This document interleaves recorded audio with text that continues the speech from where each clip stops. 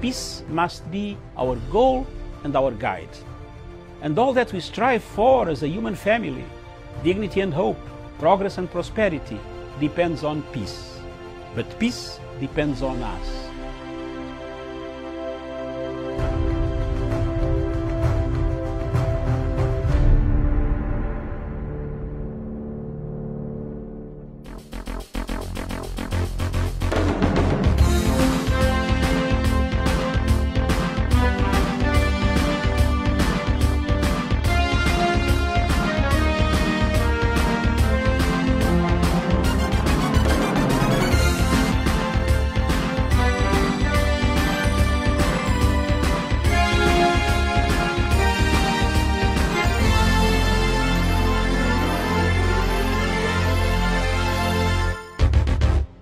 Good morning to you. Thank you so much for joining us today. It is the 19th of July, 2021, a beautiful Monday here in Nairobi. Good afternoon, good evening, depending on where you're tuning in today. So before I bring in my panelists, I'd like to bring us up to date with the latest. I think by reading through the headlines this morning and on the Daily Nation, why Uhuru faces a big dilemma as he works towards completing his Big Four agenda projects, a key plank of his legacy. Pressure is piling up for competing quarters to name his successor, both in his Mount Kenya backyard, where he is the de facto kingpin, and is the race for State House. The story is on page 4 of the Daily Nation, and just up there, teacher interviews start. TSC will employ 9,000 of the 350,000 shortlisted candidates by September. And then horror in the night, 13 killed in a tanker tragedy. That is what we have on the front page of the Daily Nation. And on the Standard newspaper, Tuju Murathe defiant as party wars explode. Disgruntled Kieleweke MPs have trained their guns on party officials as the infighting in Jubilee escalates over a string of losses it suffered in recent by-elections, with the Secretariat clashing with elected leaders. And then just up there, how universal healthcare plan hit the rocks and farmers' dilemma over moles, insurers warning over NHIF, and 9 stars to watch in Olympics. And beside that, Raila's plan to hit DP on hustler tag, and Speaker now fires back at the Chief Justice. That is what we have on the front page of the Standard newspaper. And on the Star, Jubilee Party chiefs blame Uhuru men for Kiambaa fiasco. High-ranking party bosses claim bureaucrats from office of the president hijacked campaign strategy and cash. And then how I plan to revive industries if elected president. That is the story on page 6, and that is what Raila is saying. And just beside that, we'll star view of cash. Muturi warns judiciary. Man accused of killing girls to be charged.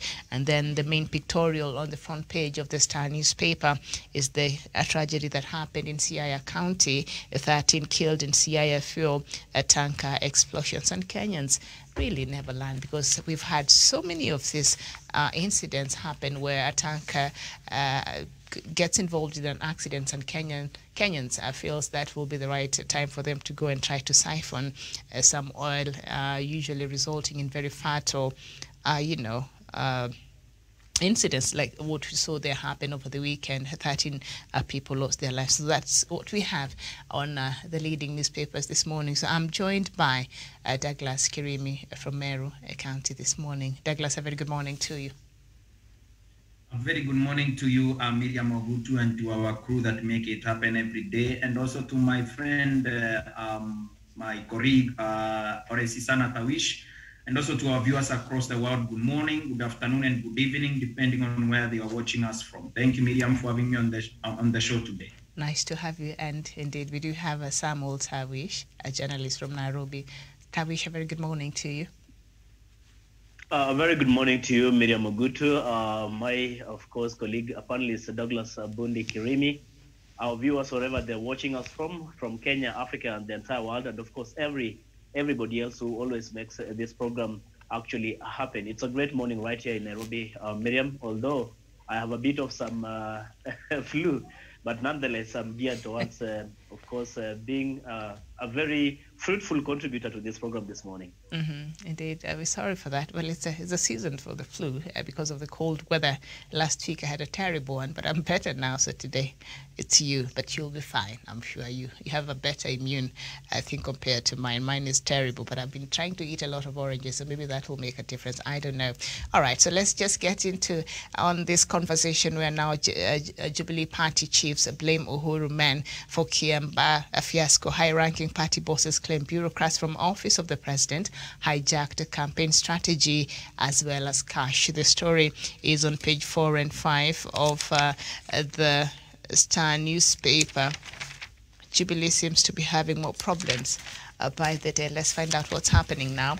And the narrow but humbling loss in the Kiamba by-election has sparked off a fierce blame game in Jubilee, with high-ranking party bosses claiming bureaucrats from the office of the president hijacked the campaign strategy and cash. It emerged yesterday that Kenyatta's civil service advisors waged supremacy battles, took over the campaigns behind the scenes, and bullied party campaign managers. Interviews pieced together from top party officials paint a picture of a shambolic, rudderless team unable to effectively hit the ground for popular but doomed candidate Kariri Njama. A senior party official who asked not to be named painted the picture of the office being left as a bystander in the management of the ruling party's election affairs.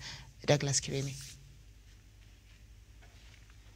Miriam, this morning I want to also register my frustrations at these bureaucrats who took over Jubilee and campaigns in Kiamba constituency. Miriam, there is no way a blogger that uses social media that is posting roads about President Kenyatta is hosted in Kiambu, a blogger from Northeastern, is hosted in Kiambu for 2 weeks by these bureaucrats.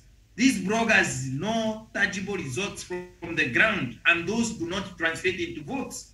The monies that they were spending to hosting bloggers and hosting young people across the nation to go and drum support for Kariri Njama, that money should have been given to his campaign team so that they can campaign and vigorously deliver the seats to the Jubilee Party.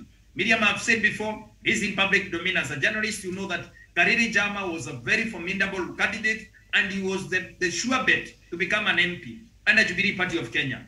That the resources were given to these people and these MPs who are calling themselves Jubilee Reloaded and going to correct the mess that they said was in Juja and other by-elections in this country, they have made the party a laughing stock, Miriam. Kariri Njama earned to pull his own popularity and also his own credibility to be able to save himself from the ballot. And Miriam, the fact that this party, Jubilee Party of Kenya, had no money the last few days to be able to fuel these campaigns, whereas the other side was well funded and they could be able to make inroads and make inroads with their money and mobilize agents and all that, would have spoken volumes, Miriam.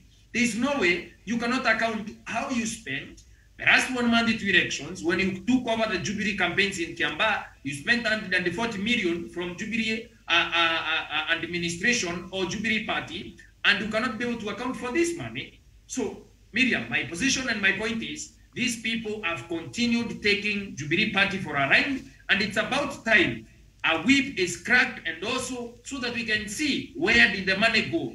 Where was money? Where is the money that was meant for Kariri Njama's campaigns, Miriam?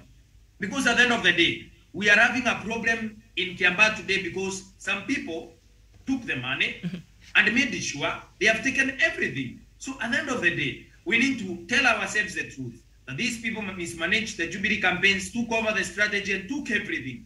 A bureaucrat that knows nothing about campaigns rather than excitement, Miriam. A bureaucrat that does not know where to spend this money. There was an event that was hosted for the young people. I even saw young people from my own village, a marginalized village, a very remote village from Meru, going all the way to Kiamba, funded by the state, for 5 days, 6 days, campaigning for Kariri Njama. What do they know about Kiamba? These bureaucrats who took young people from Meru, Nyandarua, and from Kisumu, and from Oroba, from the coast province, and booked them into 5-star hotels. Why was that money not spent in mobilizing the young people, Bonda Bonda, people, association, women groups, churches, and all that, for Kariri Njama's bid, Miriam? We cannot have people who have the luxury of spending party funds and also taking over our party activities without notifying the party or sidetraining the party because you have the luxury to do so, Miriam. It is frustrating to go to Kiambaa and take people who are clueless about matters in Kiambaa. I was told last night, Miriam, of a poll that was being conducted in Kiambaa constituency. The last 7 days to elections, when these people realized that they are losing, they started running helter-skelter, Miriam, telling others and also trying to formulate a lot of propaganda and all that. I share the statements of Jubilee uncles who say that this by-election was mismanaged by bureaucrats from the office of the president, and it is true, Miriam. You cannot use a blogger in Mayor who knows nothing about Kiambaa, knows nothing about those candidates. In a campaign, we need a strategy, we need resources, and those resources were misappropriated, Miriam. Okay. Thank you so much, Douglas Kirimi. Samuel Tawish, some members of parliament are saying the campaigns were hijacked by some bureaucrats and non-elected members at the Jubilee headquarters, even taking some part of the cash that was meant for the campaign. So they're saying that could have resulted to the loss that Jubilee suffered in Kiambaa, and also the recent losses Jubilee has suffered in the by-elections that we've seen. What are your thoughts on that? Thank you, Miriam, for this opportunity, and thanks, of course, for the contribution that my colleague panelist has made in as far as the Kiambaa, the just concluded Kiambaa by-election is concerned. Miriam, to begin with, I think this is not the time really to point fingers. This is not time for blame game, especially in as far as Jubilee is concerned. And if they are to actually gear towards 2022 and to ensure that they revitalize the party, ensure that they restore the same confidence and faith that their supporters have had over time on this political outfit, then the best thing to do is to sit in-house and find out where were the fault lines in as far as this by-election is concerned, and that could have probably led them to actually losing this particular by-election, because essentially that is what it is, Miriam. They lost this by-election, and you've seen the kind of pride that now William Ruto appears to work with, that is beaten President Uhuru Kenyatta in his own backyard of Kiambu County, his own home county. Miriam, I think the question about the bureaucrats and technocrats or politicians in as far as organizing and making strategy that works to ensure that you're going to win in such a contest is something that cannot be left to a particular individual or certain organ of the political party, because this is something that calls for every other player really to pull their best foot forward to ensure that the ultimate objective is really achieved. And in this case, it was about winning an election. So I've been listening through, of course. Personally, I was in Kiambaa covering this particular by-election. Of course, there were some shortfalls on the side of Jubilee because, again, the kind of mobilization, the last-minute mobilization was not up to the mark. And I suppose maybe that is where they failed. And therefore, Jubilee Party Secretariat, for example, led by the officials, say, for example, David Murathe, who is the vice chair of Jubilee Party, Raphael Tuju, the Secretary General of Jubilee, and others, the likes of Zuya, a party leader, President Uhuru Kenyatta. These are people who now make the strategy from the main headquarters. But again, when it comes to the political aspect of it, it is the politicians who are supposed to lead it. And so when you had, for example, technocrats coming from the OP to spearhead such kind of campaigns, Miriam, I can tell you for sure that these are people who are not in touch on the ground, people who do not know the dynamics in the ground. I would have supposed that maybe they would have gone for people who know the ground so well, people who are from those regions. Of course, there's one of the point man from that particular region who is the point man of Muranga and Kiambu counties are concerned, in as far as Jubilee campaigns are concerned, who came out yesterday and give an account of how he was sidelined in the arrangement in the run-up to this particular by-election. So I think that we have so many of such voices, disgruntled voices of Jubilee supporters or ardent followers who feel like they were not included or they were not part and parcel of the arrangement towards having this election, only for them to lose. So I think this is the time for them to go back to the drawing board. It is not time for blame game, because again, that is what the enemy really wants to achieve. And the enemy in this case is UDA and Deputy President William Ruto. So if they are going to start pointing fingers at themselves, remember, I was listening to some submissions today in one of the local televisions, and one of the panelists, a member of parliament, did say that they have chased all the renegades or the rebels within the Jubilee. Now they do not have any rebel. They have begun fighting themselves. So what does it tell you essentially? that the ultimate objective of the enemy within the Jubilee Party, which is UDA, and Deputy President William Ruto, is to ensure that now the fight boils down to the internal organs and the people within the Jubilee itself, so that they cannot speak coherently together.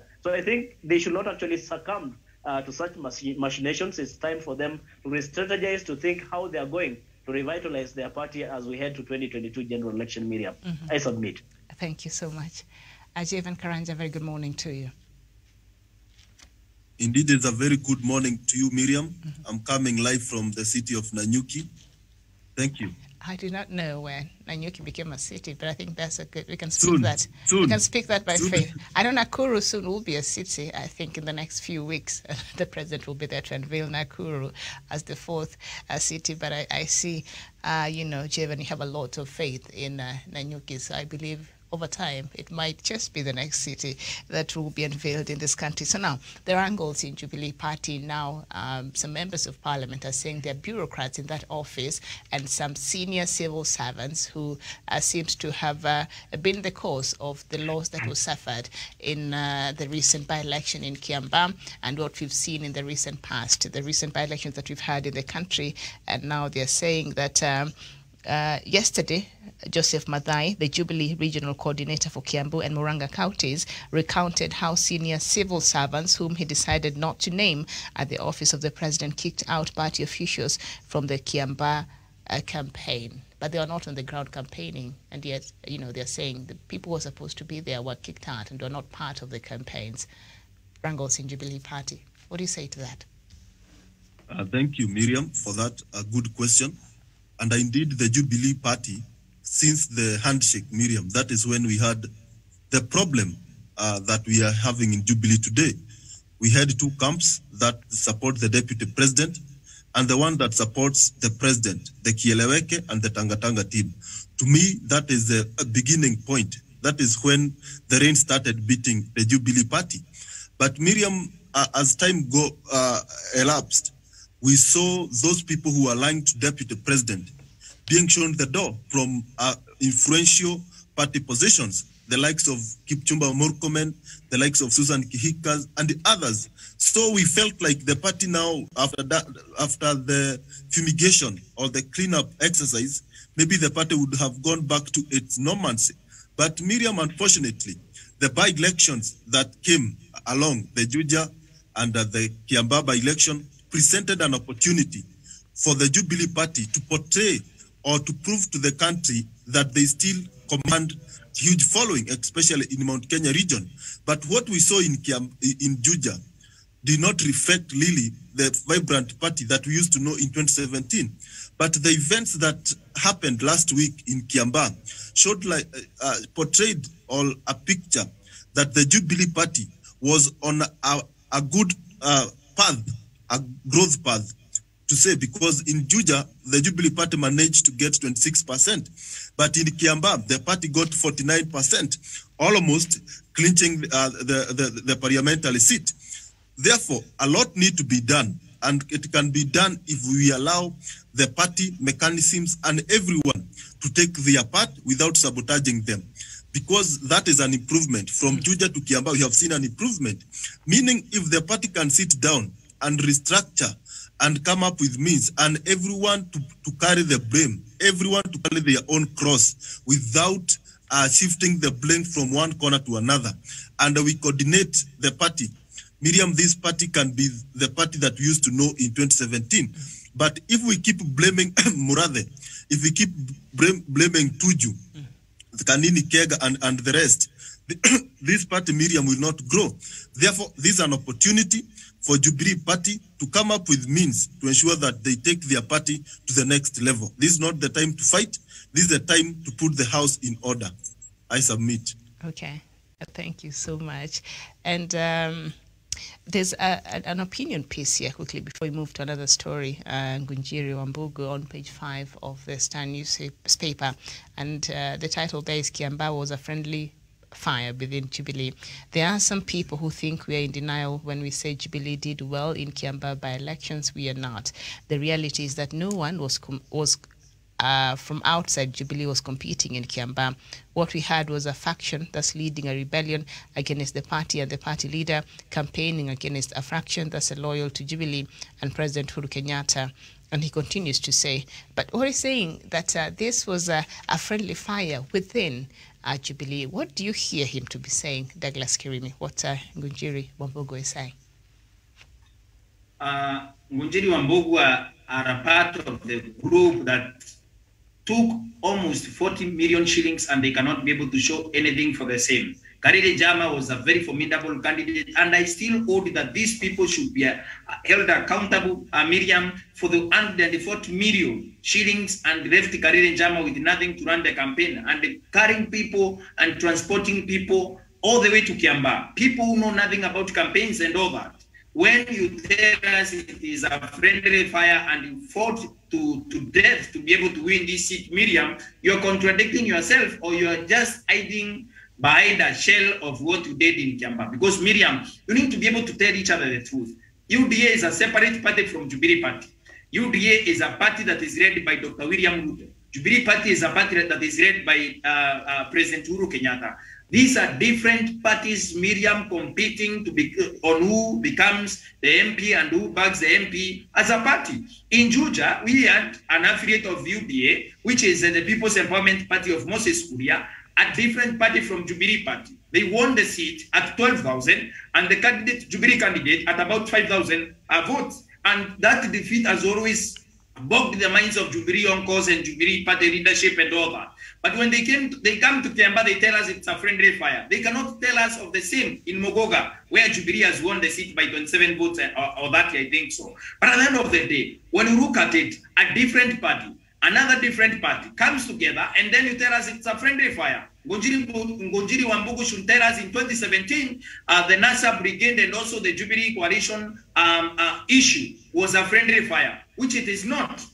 Because at the end of the day, we have people who have been able to refuse to accept the reality. Ngunjiri Wambugu was among the people who led these campaigns in Kiambaa, but they could not be able to marshal enough numbers. They could not be able to use the resources. They embezzled the resources that were meant to campaign. Now he's talking about a friendly fire, borrowing a riff from William Ruto, who said that this is a party for now and also the party of the future. There is nothing like that in politics, Miriam. There is no place called neutrality in politics. You have to take sides. You have to be UDA or you have to be Jubilee. You are either in UDA or in Jubilee Party. And that's why I'm saying, for those people who are in UDA and you know that you can defend your mandate on UDA, resign like the Right Honorable former Prime Minister Raila Odinga from Jubilee Party and join UDA peacefully. Nobody is coercing you to stay in Jubilee, Miriam.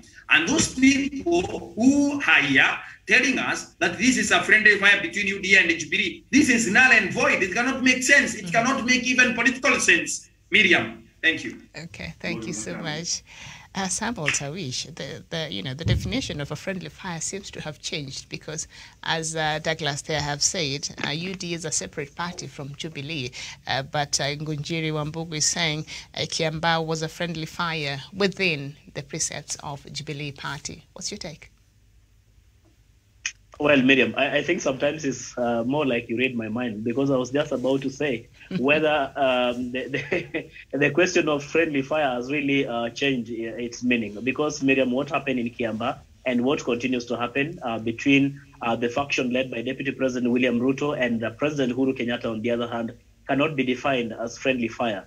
Miriam, it cannot be possible that you have the other competitor really on gloves, and while the other one is on bare knuckle, and you call it a friendly fire. I think this is living in denial, and it is time we speak to the likes of Ngunjiri Wambugu and others who are allied to President Uhuru Kenyatta to acknowledge and get to understand that it is no longer friendly fire as they are trying to allude to, and perhaps they are just trying to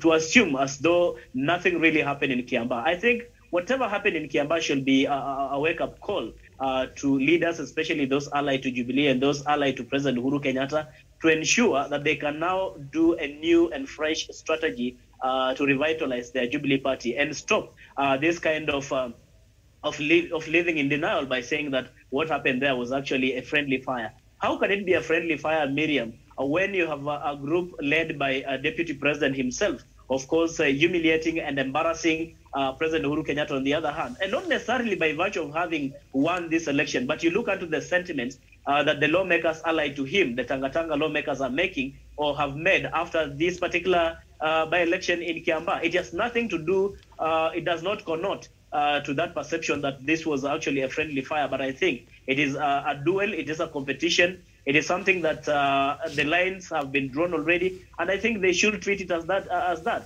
If they continue to treat it as a friendly fire, Miriam, I'm telling you, it's just a matter of time, and these people will have no ground really to cover. So the likes of Ngunjiri Wambugu, Kanini Kega, and other leaders allied to President Uhuru Kenyatta should just wake up to the reality and face it and see how best they can do it. There's something that my friend Douglas Kirimi has mentioned in as far as the use of resources in this particular by-election, and maybe the other ones in, say, in Juja is concerned.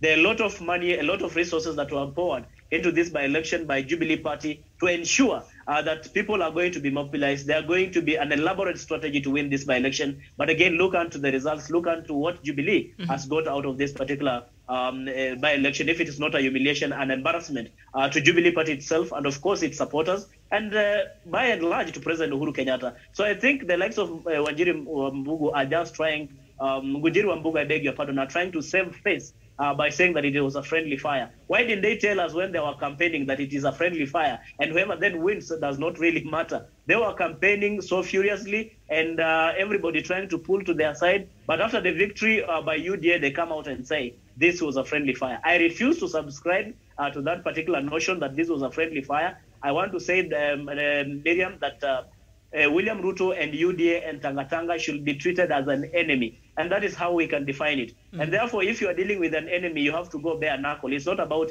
having the gloves on your hands, Miriam.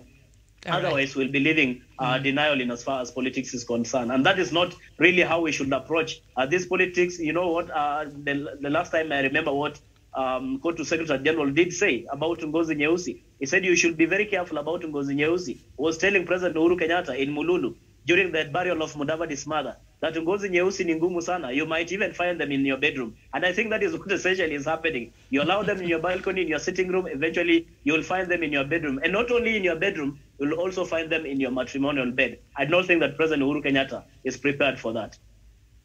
Okay, and that's very deep over there. All right, Chevan Wambugu Ngunjiri is saying it was Jubilee members versus Jubilee members, but what the Tanga members of parliament, allied, have been saying that Jubilee is essentially dead. So really, but Wambugu is saying this was a friendly fire just within Jubilee, so we shouldn't read too much into it. Are they in denial? Yeah, thank you, Miriam. And I think my MP from Nyeri, Ngunjiri Wambugu, is in self-denial, because if it was a friendly duel, they could have not poured the resources that we saw in Kiambaa. The UDA could not be doing what they were doing, or the Jubilee Party. This was not a friendly duel. This was like any other contest, Miriam. This was not a friendly derby. This was a do or die for the people of Jubilee and for the UDA Party, because the UDA Party, they had to prove a point. The Jubilee Party, which was said to be dead, had to a point to rejuvenate itself and show and prove to the world that this party is not dead, this party is still alive and kicking. Therefore, this was not a friendly derby. Miriam, how can you go for a friendly derby with a person who is busy sabotaging your party, with a person who is busy destroying the legacy of your head of state, of your party leader? This is not the kind of rhetoric that you want at this juncture.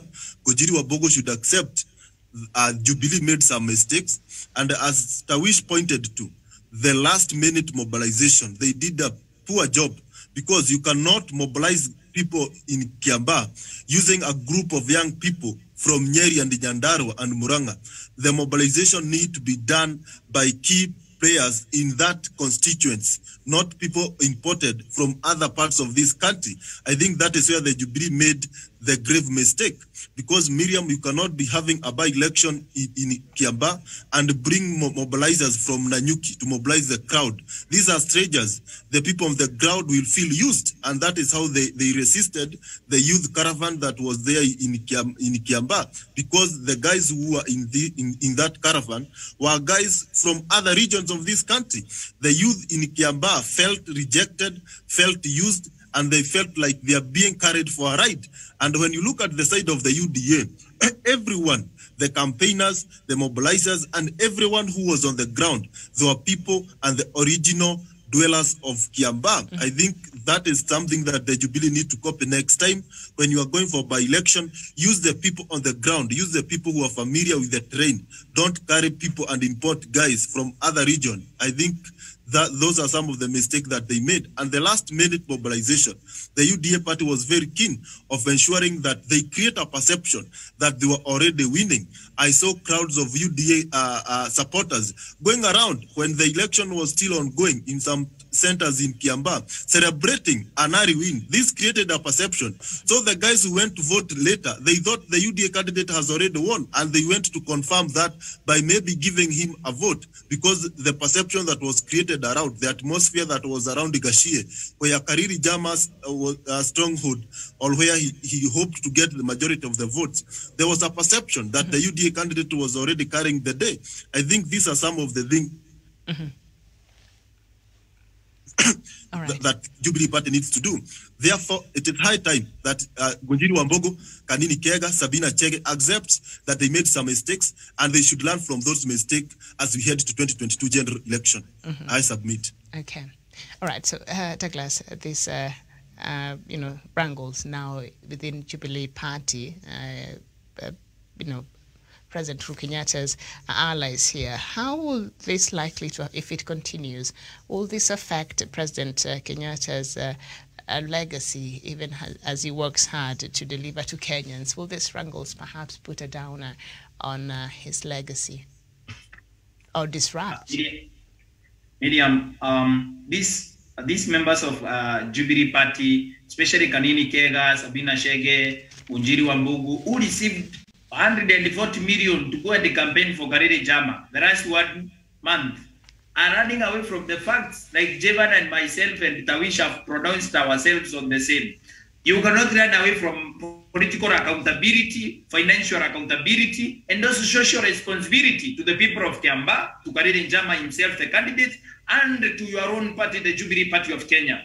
As a ruling party, Miriam, the president needed these MPs. Remember, the foreign MP was a very, very formidable and a powerful national security committee. And also, when you look at Paul Koinange was a very strong pillar of Jubilee administration and a great defender of the legacy of President Uhuru Kenyatta.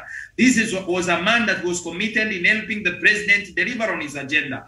And the number one priority for the people who love the president and love their party, the Jubilee Party of Kenya, their number one agenda was to capture the seat of Paul Koinange and deliver it in the hands of Jubilee so that we can go back to National Assembly and continue with the agenda of the president in bettering the lives of the people of Kenya and also securing the legacy of President Uhuru Kenyatta. We cannot move from a very powerful National Security Committee chairman to an unknown person. Like, truth of the matter is, the next security chairman in the National Assembly, the next committee of security chairman will not be Kawanjiku, will not be John Juguna Wanjiku, will not be that man. Because one, he is not well equipped to be able to deliver on that. We needed a candidate that can be able to tackle issues powerfully, even if it's not in the National Security Committee, as a chairman, a man that can be able to formidably take on the agenda of the president in the National Assembly and deliver on that.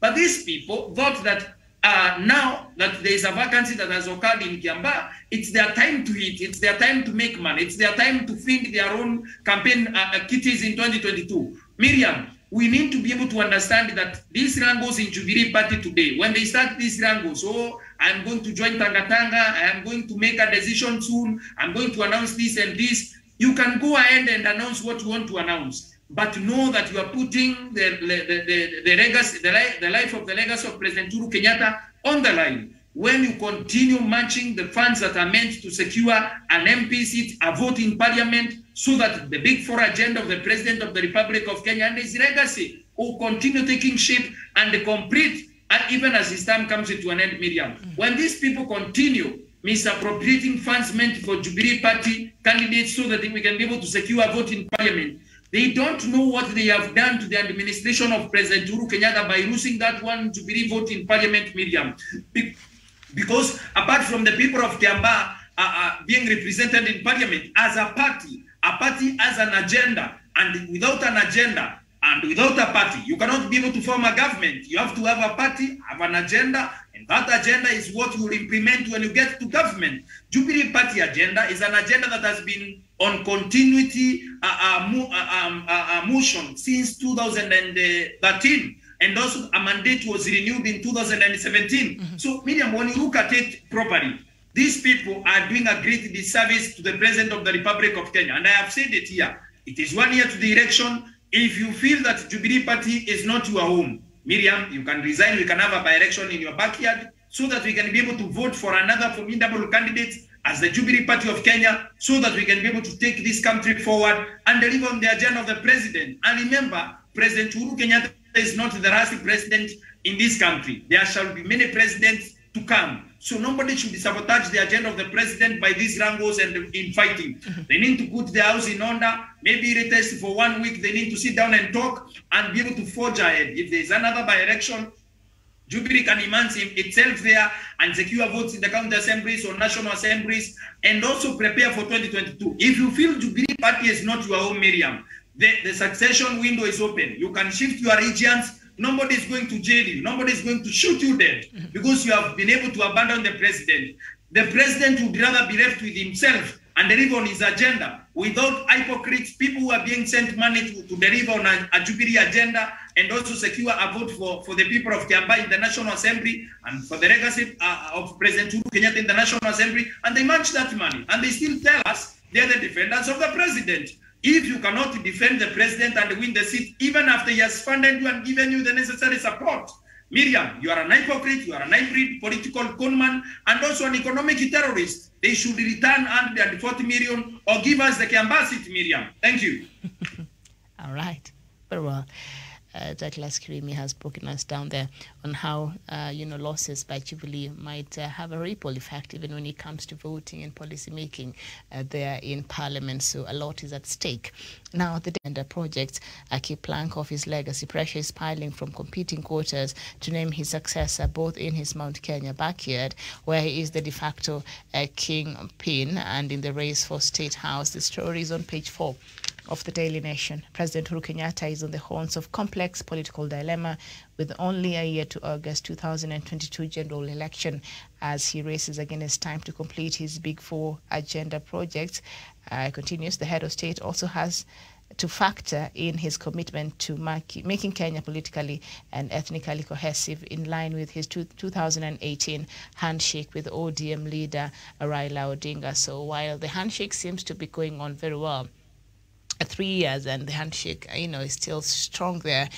But the president's backyard, that is something that we cannot, we cannot close our eyes from anymore at our age. It is divided. So as President Uhuru Kenyatta is reaching out and trying to unite the rest of Kenyans, his backyard, there seems to be a problem. Will this affect his delivery of his agenda?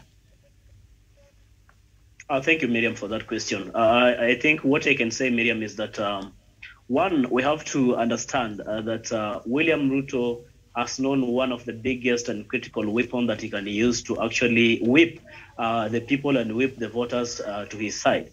And that is, of course, the aspect of money. And I think this is something that we are trying to wish away. And even if you look into what happened, if you had to do an audit of what example happened in the just concluded Kiambaa by-election, it points to that fact that Miriam, money is a great factor. And William Ruto appears to be exploiting or taking advantage of the vulnerability of the people of Kenya, who, of course, feel like the economy is not doing well on their side. Most of the young people who have actually gone even to school do not have jobs as we speak. People are actually struggling to make ends meet. And therefore, William Ruto, and I think that is why many times when you see William Ruto speak with so much bravado, with so much confidence and surety, or sometimes even making like almost a foregone conclusion that maybe presidency is his entitlement. He has gone to a conclusion, Miriam, that perhaps money is one major factor that is going to make sure or determine who becomes the next president is. And it's unfortunate that some of our people, the ordinary Mwananchi, are actually falling into this trap. Remember, for example, William Ruto has been telling the competitors that you have to brace yourselves because I'm actually prepared. Because it's known that there's this very major and critical weapon called money, and is using it to the fullest, Miriam. Giving out and dishing out money to his supporters. He's bought the lawmakers. You can see the kind of psychophancy that we have in the lawmakers that support Deputy President William Ruto. In itself, when you look into it critically, Miriam, it does not actually transform into what I'll refer as a genuine support to Deputy President William Ruto. But I think it is because of the money that William Ruto continues to give unto these people, and therefore they have just to reciprocate by displaying and showing that they have, or William Ruto has their support. On the other side, Miriam, I think it is unfortunate that the likes of the people within the Jubilee Party continue to display a non-existent discomfort, a non-existence comfort rather, because again, as things are, Miriam, I can actually tell you authoritatively that things are not good within the Jubilee Party as it is, and therefore it is time that these people have to wake up to the reality. On President Uhuru Kenyatta's legacy, and as we head into 2022 general election, Miriam, I think it is not time really to pile pressure on President Uhuru Kenyatta. If my memory serves me well, I've been listening to politicians, I've been listening to supporters across the political divide, and more so from central Kenya, where President Uhuru Kenyatta comes from. These are the same people who have been calling upon President Uhuru Kenyatta not to give or to name a successor. William Ruto himself has come out and said he does not expect even President Uhuru Kenyatta to endorse him. And so are other politicians, that they have to work their way out, and if anything, they can only but bank on his individual vote or that of his family, one that Uhuru Kenyatta can actually influence, and not necessarily endorsing as a head of state who becomes the next president. I beg your pardon. Mm-hmm. So, Miriam, it is unfortunate for people to call upon President Uhuru Kenyatta really to name a person who is going to succeed him, especially if those calls are coming from Mount Kenya region, because the politicians from that region have been outright and telling us that they want the people of Kenya to freely choose who is going to be the next president in this republic. But for President Uhuru Kenyatta, a person who wants to secure his legacy, a person who is keen on ensuring that his legacy continues even when he retires, he will be so keen also in ensuring who really is going to become the next president. He may not necessarily coerce or intimidate or ask people by force to vote for that particular individual, but I think it is about a guided democracy. It's about showing people that, in my own judgment, in my own considered opinion, this is the right person that can take this country forward. And I do not think that President Uhuru Kenyatta will be committing any sin if he was actually to suggest to the people of Kenya that this particular individual is the right for us to really campaign for. But again, there's still time for President Uhuru Kenyatta, 12 or 13 months to the next general election. We should support and allow President Uhuru Kenyatta to continue and finish his term without much distraction, Miriam. Because again, this question of saying he has to tell us who the successor is going to be, I mean, that power lies with the people of Kenya. That power lies with you and myself and Douglas Kirimi and Javan Karaja and others who go to the ballot to vote. It does not lie with President Uhuru Kenyatta to come and dictate or tell us who is going to become president or who he intends to hand over power to. Only that he can actually suggest or perhaps even whip or influence the people he can to ensure that they can support the person whom he wishes that can succeed him. So I think to that extent, Miriam, it is important that we support President Uhuru Kenyatta and allow him to finish his term, and so that he can also achieve his legacy agenda for the people of Kenya. Mm-hmm. All right. And the Menti North Member of Parliament, Rahim Dawood, seems to share similar sentiments as you, Sam Otawish. He's quoted as saying his options, that of President Kenyatta, are limited. At this time, he can ignore those pulling him back, instead choose to focus on what directly impacts the people. But the new storm in Jubilee Party, Javan Karanja, would it impact on service delivery? Would it impact on President Uhuru Kenyatta's Big Four agenda and his legacy? Because, you know, he does not have that much time left, so any disruption might cost him something. I don't know what you make of this new storm in Jubilee Party. Yeah, thank you very much. If President Uhuru Kenyatta was to be distracted by the ruggles in Jubilee, it could have been in 2018, because that is when we experienced full throttle and full force when the Jubilee Party was being pushed and pulled by those who wanted to dismantle the party, and that is the Tanga wing of Jubilee. But we have seen President Uhuru Kenyatta being consistent on what he has been doing, and that is service delivery and ensuring that his legacy is secured.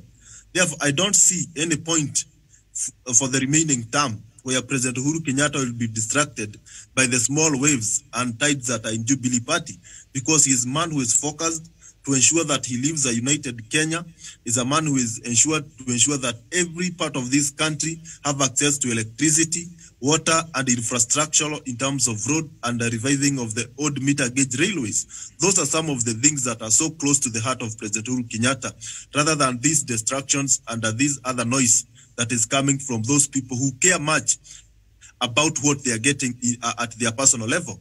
Because, Miriam, you know, in this by-election, they don't just come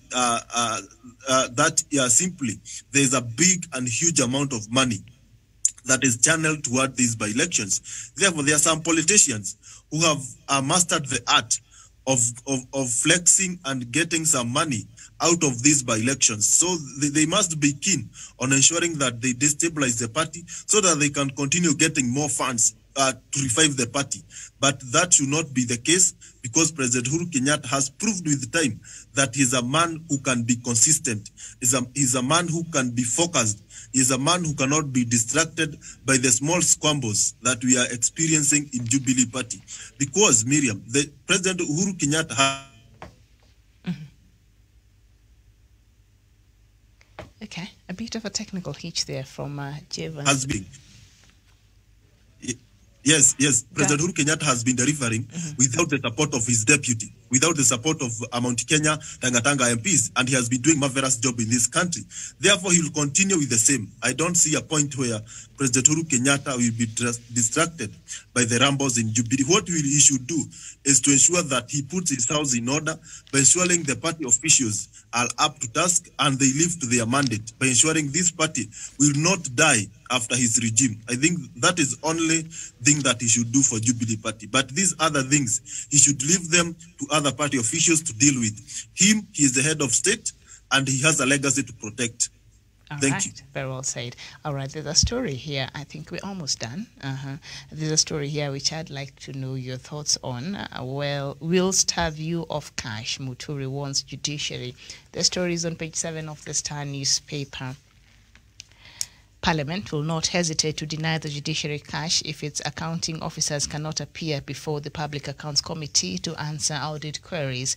Speaker Justin Muturi has maintained that all state entities will have to appear before Parliament to answer audit queries, adding that Parliament itself appears. In reference to the recent protest by Chief Justice Martha Koome, Muturi said Parliament will be at liberty to withhold funds for any agency that persistently ignores the august House and does not want to be accountable for the expenditure of public resources. Muturi made the sentiments at the sidelines of the 80th Commonwealth Parliamentary Association Executive Committee meeting in Nairobi.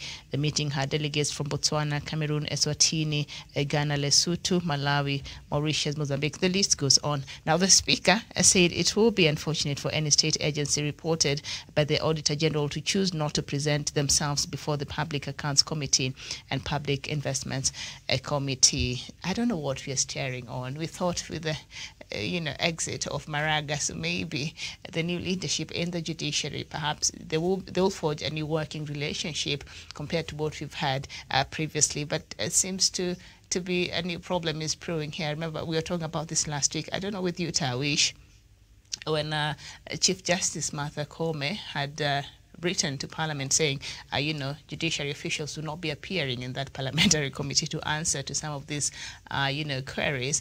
And now Parliament is saying, if you will not respond, if you will not, they will not come and answer to some of these queries and some of, questions from auditor reports, report there, then what we will do now, we will starve you from funds if you cannot come and account for the same funds. Okay. Douglas, Miriam, an activist An activist is always an activist, Miriam, and I think that is what basically Martha Koome, the Chief Justice, is proving to us. We thought maybe she's reformed or she's got a new baptism altogether, that she's going to bring a fresh impetus in the judiciary and to ensure that there's going to be cordial working relationship between the three arms of government, the executive, legislature, and the judiciary, which she's leading as the president of the Supreme Court and head of judiciary. But it is unfortunate that we have Martha Koome who is coming in and actually she paints a picture of a person who might become even worse than what Maraga is. Worse rather, because Miriam, you can clearly see, even barely, I think, is it almost even 2 months ever since we put her into that office, and you can see the kind of trajectory that Martha Koome is trying to take. There's something that some of these judges or the Chief Justice is actually misinterpreting. The question of independence, Miriam. We agree, yes. The three arms of government are independent, yes. The executive is independent on its own. The legislature is independent. The judiciary is independent. But again, Miriam, we have to understand that there's a concept or an aspect of interdependence, that there's no arm of government that can work on itself without, of course, the input of the other arm of government, which is very, very critical in this case. Because again, you look at even the executive, much as it's one arm of government and the one which runs the affairs of the entire government organs, Miriam, in making its budget, the executive has to come for its approval in the National Assembly or in the Parliament. The same applies, for example, in budgetary allocation. These budgets have to be approved by Parliament. The judiciary, Miriam, as we speak today, the allocation that is put on the judiciary, for example, has to be approved by Parliament. And so if Parliament is not going to heed, judiciary, I beg your pardon, is not going to heed to calls for accountability, say, from the relevant organs, including Parliament, the Public Accounts Committee or Public Investment Committee, or even that, or any of the parliamentary committees that will, from time to time, call accountability from other arms of government, including the judiciary, if they are going to disobey and disregard, then how do they expect the same organs really to allocate monies or resources for the operations of the judiciary, resources that cannot be accounted for, resources that you do not want anyone really to question how you have spent or how you intend to spend them. So, Miriam, I think we do not want to go into that trajectory, because in the long run, it is the ordinary Kenyan who is really going to suffer when these organs of government continue to fight amongst themselves. We want to see that cordial working relationship restored amongst the three arms of government. This kind of infighting, Miriam, is not actually is not something that is good for the people of Kenya. So for Chief Justice Martha Koome, I think it is time she has to go back to the drawing board and think how best, because she promised us a lot of things when she was being interviewed and eventually when she was sworn into office, that she's one person who is going to bank on dialogue, to bank on consultation with other arms of government. What is happening today? That she can just make a unilateral decision and say, judiciary cannot be accountable to Parliament, or none of the judicial officers can really go to Parliament to answer to questions of accountability, Miriam. So how do you expect to be allocated resources or funds or money that you are not ready to account for or answer questions that Kenyans are asking? In that respect, Miriam, I suppose the Chief Justice is out of order. I think it is time she has to rethink that position and see how best she can restore the good relationship amongst the arms of government. I submit, Miriam. Okay, very well said. By failing to appear, and there is evidence that they have been invited, they have failed deliberately, then they should not blame Parliament in making whatever recommendations it will make, Muturi said. Justice Koome, in her letter, blocked the Chief Registrar of the Judiciary, Anne Amadi, from appearing before the PSC to explain why the courts have not hired a finance director since the post fell vacant 7 years ago. That's a long time for a whole judiciary not to have a finance director. Okay, Douglas Kirimi, are we likely to see another duel between judiciary and now Parliament? Miriam, thank you. What I'm getting from judiciary today, and also from Martha Koome and Muturi telling judiciary that they are going to be starved of resources. First of all, Muturi is running out of order when he says that, because no matter the context or the text you look at it from, we cannot be able to properly tell Muturi that you are right, continue threatening Parliament, judiciary with starving cash salvation, because even the executive has always fought the judiciary, and who are suffered in the end are the people of Kenya, for whose industry and service we are called, all of them are called, the judiciary, parliament, and also the executive. So when you tell the judiciary that you are going to starve them of cash, Martha Koome is not going to be walking on the streets of Nairobi because our official vehicle has no fuel. Martha Koome is not going to be sleeping in Mukuru kwa Ruben or spending a night in Mathare slums or Kibra slums because her house has been closed. The government accommodation has not been able to work.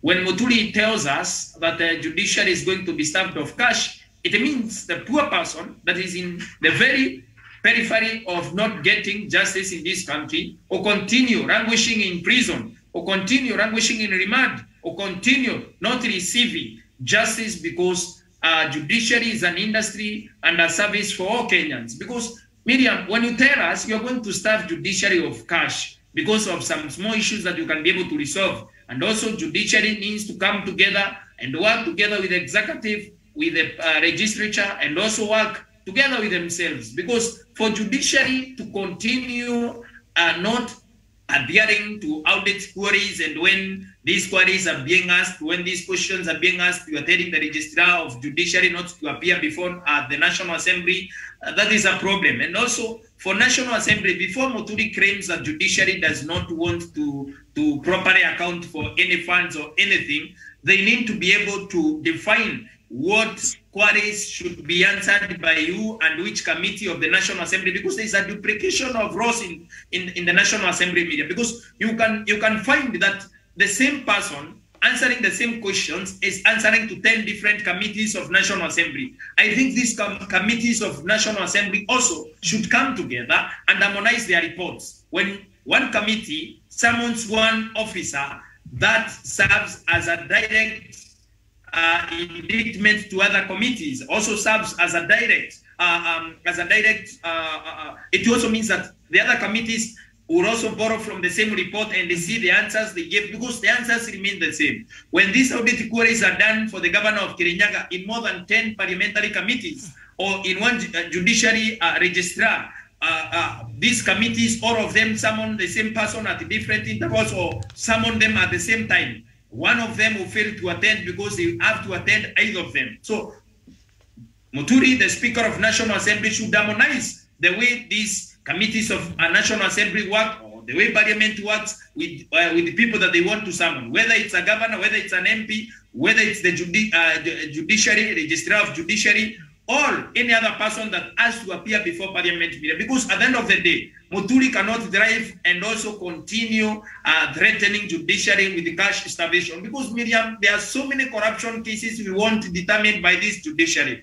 If they have no enough resources to be able to dispense justice to the people of Kenya, remember, judiciary and also legislature and executive is an industry and a service to the people of Kenya. We don't have to pay that, but our taxes should be used properly to be able to do that. Because when we have a National Assembly Speaker telling us judiciary has to be starved of resources, it means people across this nation are not going to receive justice. Absolutely. And it is not Martha Koome who suffers, Miriam, as I conclude on my point. It is not Muturi who suffers when they starve us judiciary of these funds. It is not President Kenyatta who suffers. It is the people of Kenya who continue suffering under the hands of a rogue Muturi, and also a judiciary that is high-ended, that does not want to eat into dialogue, and the dialogue with the legislature and judiciary, and also the executive. Thank you, Miriam.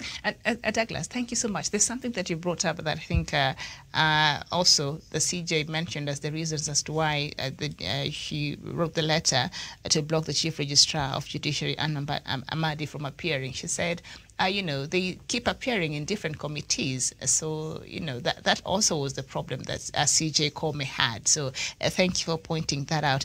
But nevertheless, this new threat by a Speaker of National Assembly warning the judiciary, if they do not comply, if the judiciary do not appear when they're required in these committees, then in essence they will starve them from funds. Jevan. Thank you very much, Miriam. First and foremost, we need accountability. If the Parliament feels, because the Parliament is a body that legislates, they oversight and they represent the people of Kenya. If they feel there is any, because they vet even the CS, they go and discuss the appointee of the Judicial Service Commission in the office of the Chief Justice. Therefore, it is a very important body that we have in this country, because they discuss a lot that alters the way of life of Kenyans. Because if they can legislate, if they can represent, if they can oversight, even the government, the executive, and the judiciary, and they ensure there is checks and balance, then there's a very fertile organ. If they feel there's any body, whether it's executive, whether it's a member of a CS, a ministerial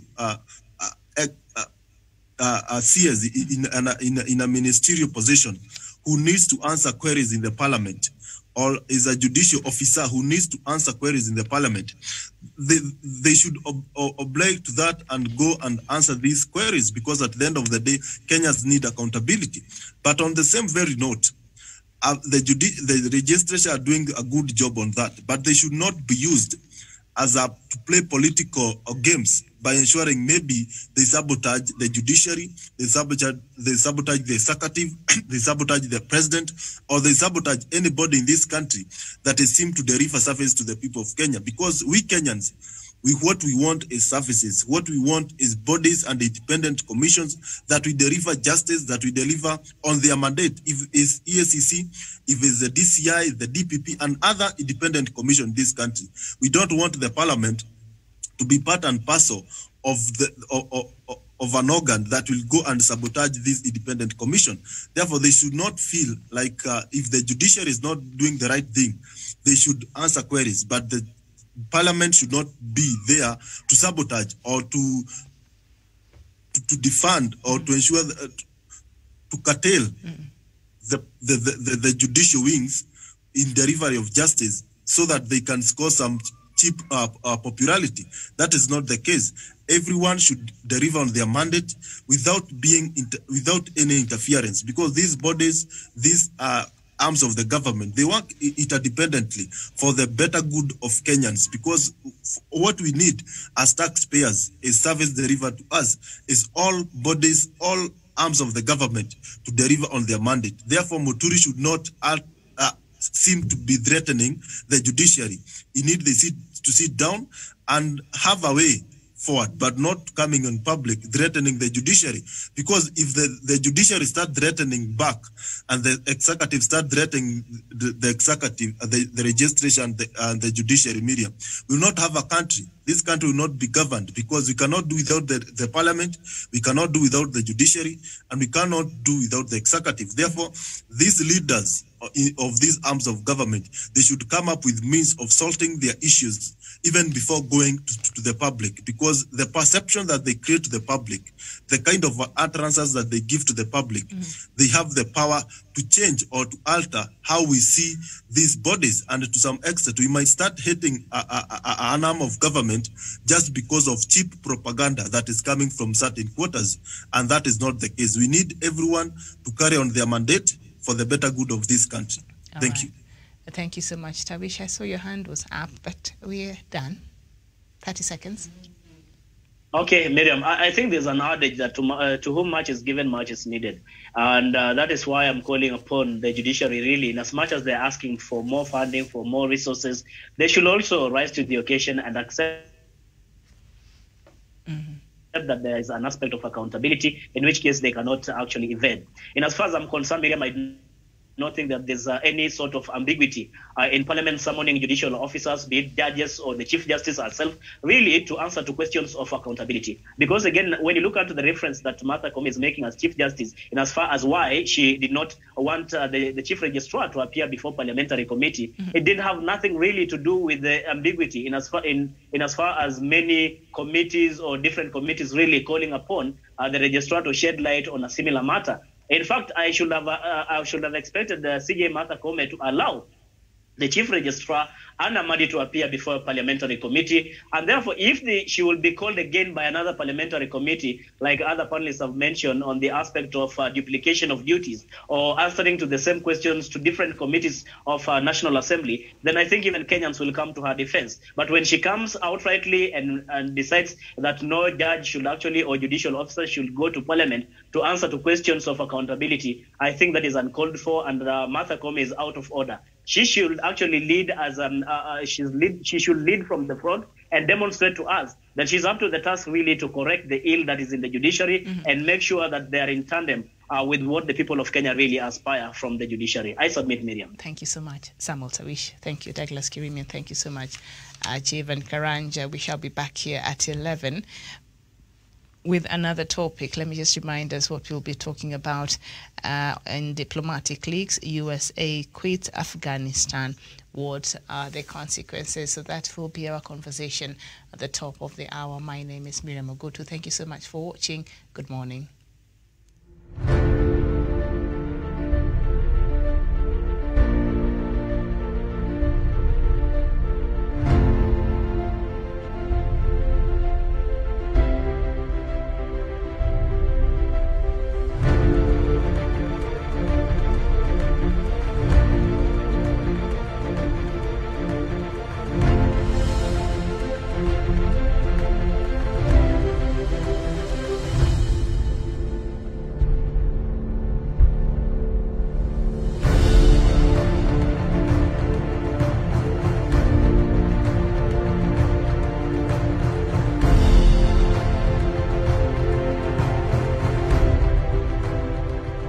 Peace must be our goal and our guide. And all that we strive for as a human family, dignity and hope, progress and prosperity, depends on peace. But peace depends on us.